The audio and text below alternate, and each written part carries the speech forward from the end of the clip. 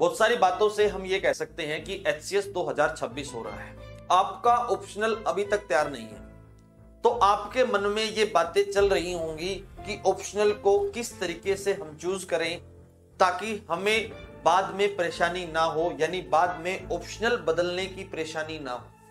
बहुत सारे बच्चों के मन में ये सवाल होगा कि अब जो ऑप्शनल है, यानी जब हमने ग्रेजुएशन किया है फिजिक्स केमिस्ट्री मैथ में, तो क्या उसी के हिसाब से हमें ऑप्शनल लेना चाहिए या फिर किसी दूसरे सब्जेक्ट में अगर हम पलटी मारते हैं तो वहां से ऑप्शनल चूज करना चाहिए। देखो, आई विल सजेस्ट कि ऑप्शनल आपका कोई भी हो, लेकिन उस सब्जेक्ट की अंडरस्टैंडिंग इतनी होनी चाहिए कि आपने उसके अंदर मास्टरी कर रखी है, आपने PhD कर रखी है। कोई सवाल पर्टिकुलर पॉइंट उस सब्जेक्ट का छूटना नहीं चाहिए। एक और बात उस